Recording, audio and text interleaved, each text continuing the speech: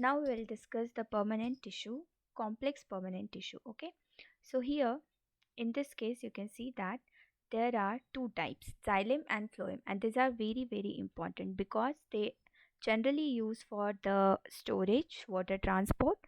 So here you can see this is the structure of xylem and this is the phloem. Okay, and this is the epidermis, the upper layer. Okay, so below this the collenchyma cells are there. Okay, but after that this xylem and phloem are there. These are complex tissues. Okay, so their structures are not, generally complex. So it contains a cambium. You can see here this is the structure for xylem and phloem. Now it contains a pit also. Together with that, cortex is there. The middle part is cortex and the outer part is epidermis, and here it is a xylem and phloem. So this is overall structure. Now xylem, in between this is cambium, and the next is phloem. So what is the difference we have to see here? So thin wall parenchymatous cells are present here and thick wall cells are present in this side. Okay, now these are made of more than one types of cells and they work together as a unit. Okay, so it's not like that only single type of cells are there, but yes, there are multiple cells. Now first we'll discuss the xylem. So it functions as a conducting tissue for water and minerals. This is very important. You have to know that and you have to write this into the exams also, that it it functions as water conducting mechanism. Okay, it generally conducts the water. Now it also provides mechanical strength to the plant parts. Now why water is important? To prepare a food inside the plant and for the photosynthesis also, and for the growth of plants also. Now it also provides mechanical strength, means the support to the plant parts. Then it is composed of four kinds of elements. Now tracheids, vessels, xylem fibers and xylem parenchyma. So you can see in the picture here it is tracheids. Okay, so tracheids are present generally outer, then parenchymatous cells in between, then vessels are present at the posterior side, you can say, and primary cell wall are present. So these are nothing but the cell walls, and here you can see this is the pits, and tracheids you can say here. So for to study overall structure, we can see one by one. So this is xylem fibers. Okay, you can see xylem fibers, and this is xylem vessels, and in between that this is tracheids. So these tracheids are nothing but the elongated tube like dead cells. Okay, so they are not a living cells, they are dead cells with thick and lignified walls. They also have a thick wall, so that is why they also provide a plant support. Why it is known as fibry? Because its shape is pencil like. Okay, when it's a spherical, it's a spheroids. So here it's a fibrids. Now protoplasm is absent because they are non-living. Okay, they are dead. So protoplasm means the cell fluid is absent. The inner layers of a cell wall have thickening in various forms. Okay, so inner layers, they have a thick cell wall. Together with that, tracheids and vessels are the main water transporting elements. Now they help in the water transport, tracheids and vessels. So you can see these are the vessels outer and these are the tracheids. Now next we'll see the vessel. These are also cylindrical long tube like structure. So here also they are a long elongated tube like structure, and this vessel also are long cylindrical tube like structure made up of many cells. Now each cell has a lignified walls and large central cavity. Now here they have not discussed whether they are living or non-living, but here yes, they contain a lignified walls. Okay, means in their wall, in their cell wall, lignin is present, which makes them a thick and tough. Protoplasm is absent. Okay, here protoplasm is absent, means they are also a non-living, they are also a dead.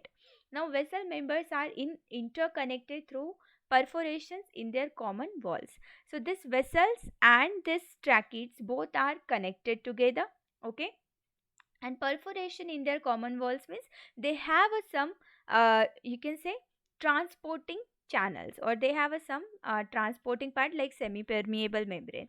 So vessel is a characteristic of angiosperms. Gymnosperms lack vessel. So this vessel cylindrical tube like structure, this is only present in angiosperms, flowering plants, but absent in gymnosperms. Now next is xylem fibers. So you can see here they have highly thickened walls. You can see these are the example, and As they contain a thickened wall, they also provide the plant support. They are septate or aseptate. Okay, so if they are septate means they have a dividation in their structure. If they are aseptates means there is no dividation, the continuous structure is present.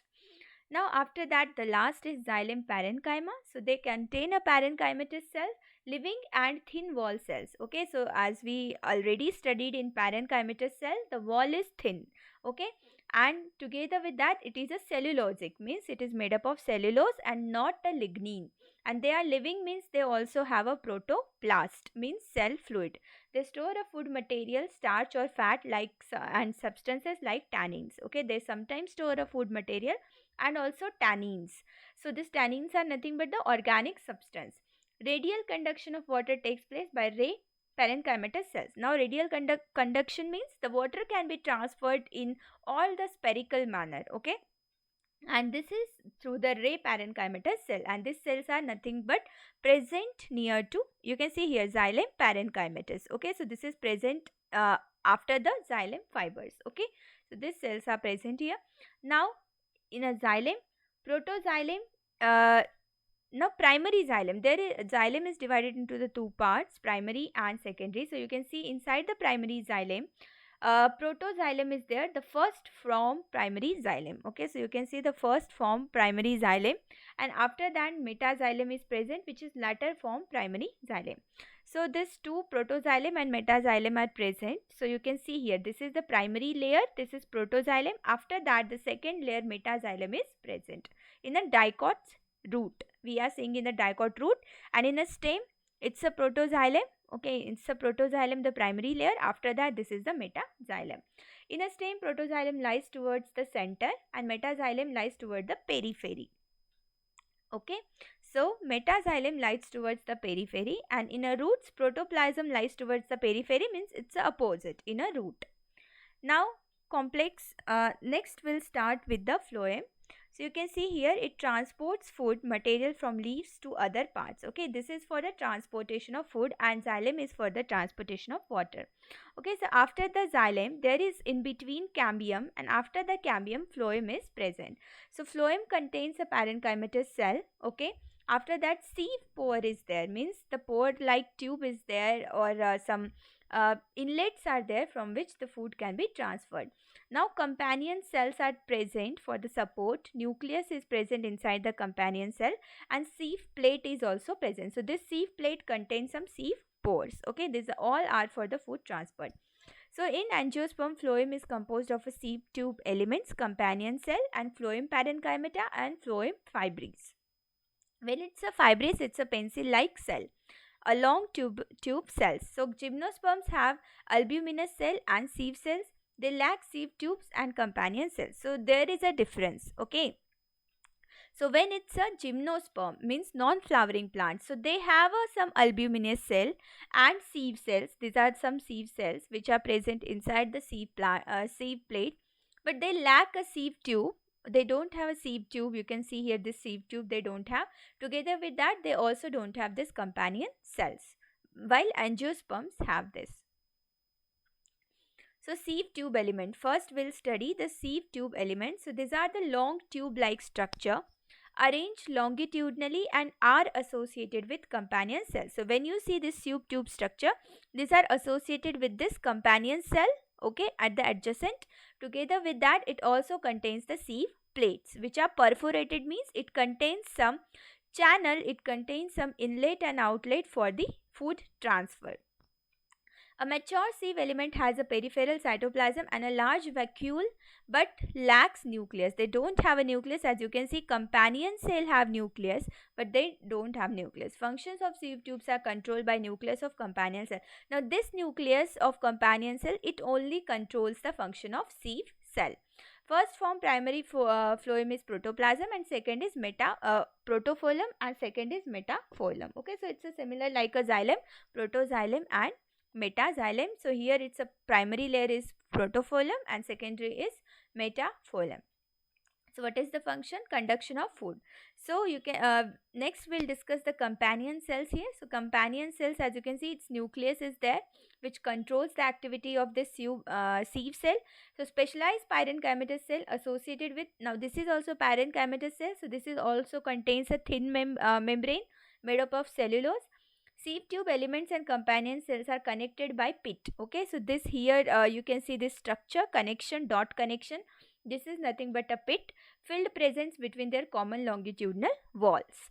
Function: maintain pressure gradient in sieve tubes. So here, what is pressure gradient? Outside pressure and inside pressure. So they maintain a pressure difference with the environment or inside the plant. Now phloem parenchyma. So we'll discuss about the parenchymatous cell. So it is made up of elongated tapering cylindrical cells having dense cytoplasm and nucleus. So this also contains the right side structure, the green structure. This also contains a dense, means highly compact cytoplasm and nucleus. The cell wall is made up of cellulose. Obviously they are also parenchymatous cell. So their cell wall is also made up of cellulose. Now it has a pits through which plasmodesmatal connection exists between the cell. It also contains some plasmodesmatal connection. Now what is this? When we'll study the structure of a cell in a detail, then we'll understand that. This is also for some mechanism inside the plant. Now phloem parenchyma is absent in most of the monocots. This is absent in case of monocots, for example maize, but it is present in case of dicots, for example beans. So function: it stores food material and other substances like resins, latex and mucilage. So this also stores some food material like resin, latex and mucilages. So these are nothing but the organic compounds. Next, fibres. So these are found in secondary phloem. Okay, so upper part of inside phloem it is found the fibres. So generally absent in primary phloem. Made up of sclerenchymatous cell. So here it changes. Now it contains some sclerenchymatous cell, means they have a elongated fibril like structure wall. Together with that they have a thick cell wall. Okay, when it's a sclerenchyma and collenchyma, they have a thick cell wall.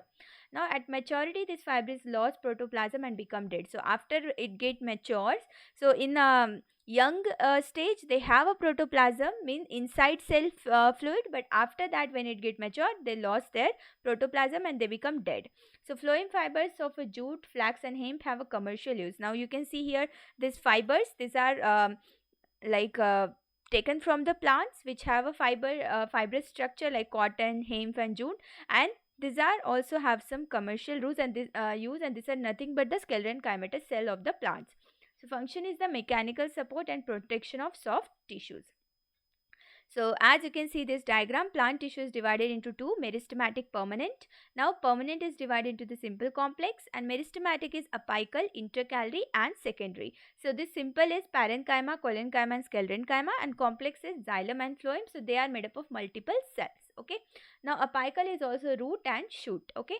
So at the root it is present near the periphery, and at the shoot it is present the apex. Okay. So this we have discussed here. After that